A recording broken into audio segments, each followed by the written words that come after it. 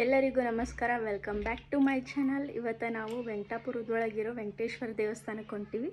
ಬರೀ ಹೋಗೋಣ.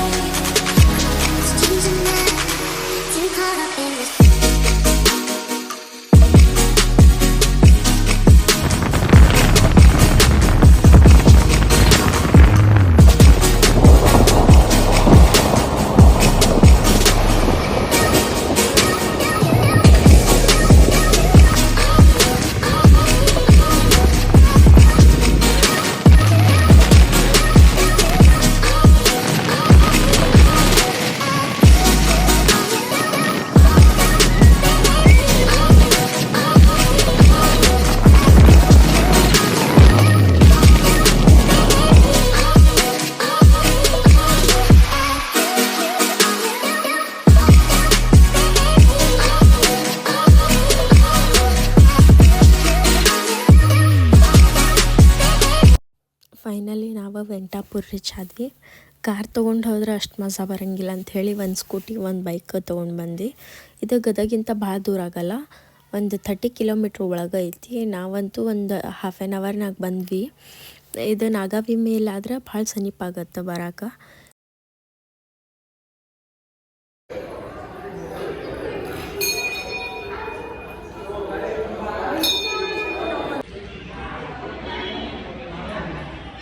ನಾವು ಸರಿಯಾದ ಟೈಮಿಗೆ ಹೋದ್ವಿ. ನಾವು ಹೋದ್ಗಳೇನ ದ್ವಾರಬಾಗ್ಲ ಪೂಜಾರಿ ತೆಗೆದ್ರೆ, ಆಮೇಲೆ ದರ್ಶನ ಮಾಡಿಕೊಂಡು ಸ್ವಲ್ಪ ತಲೆ ಕೂತ್ವಿ.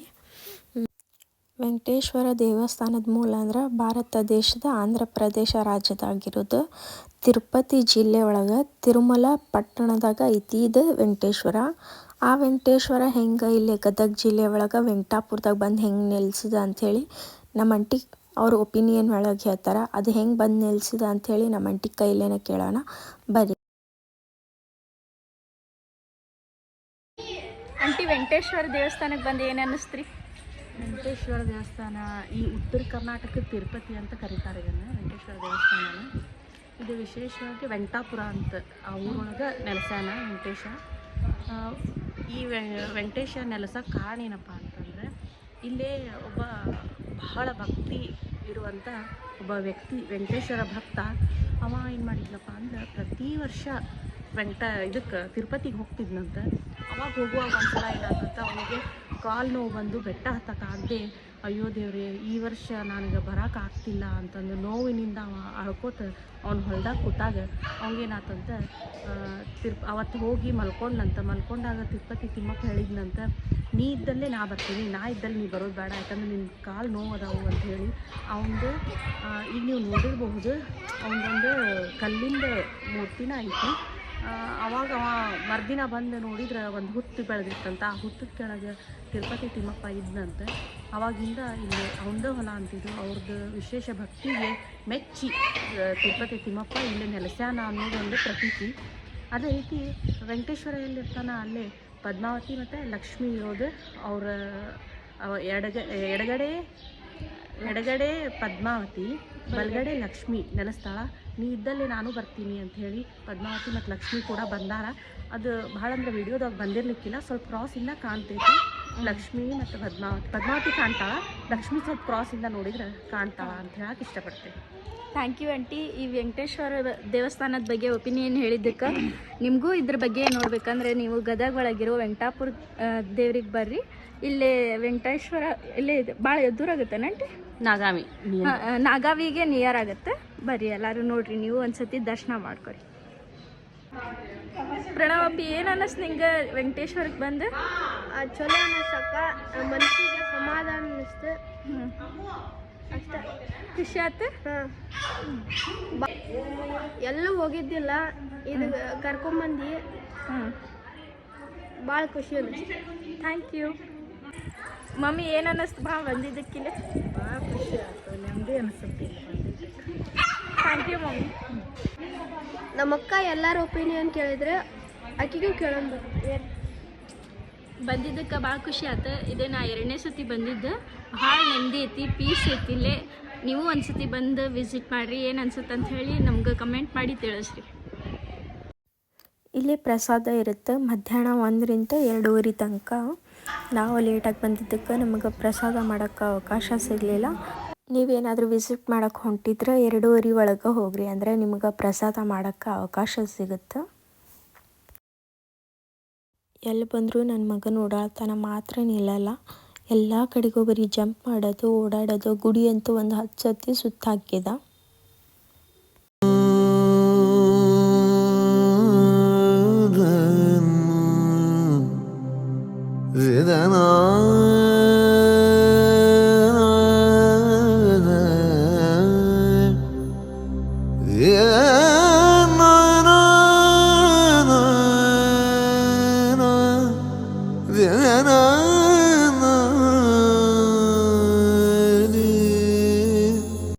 ಇಲ್ಲೇ ಎಂಟ್ರೆನ್ಸ್ ಬರುತ್ತಲೇನ ಶ್ರೀ ಸದ್ಗುರು ಬ್ರಹ್ಮಾನಂದ ಮಹಾಸ್ವಾಮಿಗಳದ್ದು ಗದ್ದಿಗೆ ಐತಿ. ಇದು ವೆಂಕಟೇಶ್ವರ ದೇವಸ್ಥಾನಕ್ಕೆ ಹೋಗಿ ಮುಂದೆ ಸ್ಟಾರ್ಟಿಂಗ್ ಎಂಟ್ರೆನ್ಸ್ನಾಗ ಐತಿ. ಇದು ನೋಡಿದ ತಕ್ಷಣ ನಾವು ಪಾರ್ಕ್ ಅಂದ್ಕೊಂಡ್ವಿ, ಬಟ್ ಪಾರ್ಕ್ ಅಲ್ಲ, ಇದು ಯೋಗಾಶ್ರಮ. ಶ್ರೀರಾಮ ಸಮರ್ಥ ಯೋಗಾಶ್ರಮ ಶಿರುಂಜಿ. ಇದು ಶಿರುಂಜಿ ಒಳಗೆ ಐತಿ. ಅಂದರೆ ನಾವು ವೆಂಕಟೇಶ್ವರಕ್ಕೆ ಹೋಗಿ ಬರೋ ರೋಡ್ನಾಗ ಇದು ಐತೆ. ಅದಕ್ಕೆ ಒಳಗೆ ಹೋಗಿ ನೋಡೋಣ ತಡಿ ಅಂತ ಹೇಳಿ ಒಳಗೆ ಹೊಂಟೀವಿ ನಾವೀಗ. ಹೆಂಗೈತೆ ಅಂತ ಹೇಳಿ ತೋರಿಸ್ತೀನಿ. ಮತ್ತು ಇಲ್ಲೊಂದು ಸ್ವಲ್ಪ 1-2 ರೀಲ್ಸ್ ಮಾಡ್ಕೊಂಡು ಮತ್ತು ನಾವು ನಮ್ಮ ಮನೆ ಕಡೆಗೆ ಬಂದ್ವಿ.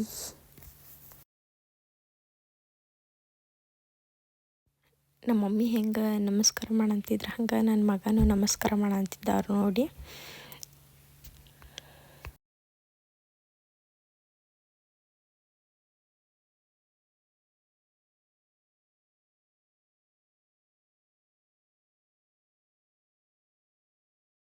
ಅಲ್ಲಿ ಯಾರೂ ಪೂಜಾರಿ ಇದ್ದಿದ್ದಿಲ್ಲ, ಅದಕ್ಕೆ ನಮ್ಮ ತಮ್ಮನ ಪೂಜಾರಿ ಆಗಿದ್ದ. ಅವನ ತೀರ್ಥ ಕೊಡ ಅಂತಿದ್ದ, ಮತ್ತು ಅವನ ಪಾಲಿಗೆ ಅವನ ತೀರ್ಥನೂ ತೊಗೊಂಡ.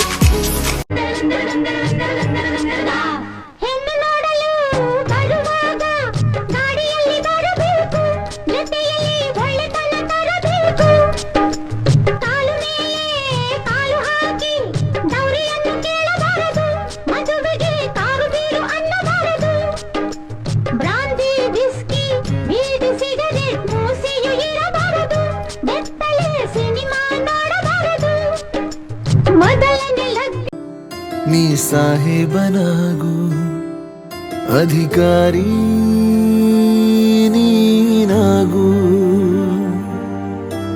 ಬಲಾಢ್ಯನಾಗು ನೀ ಗುಣಾಢ್ಯನಾಗು ಉಪಕಾರಿ ನೀನು ಆಗು ನನ್ನ ಕೂಸೆ ನನ್ನ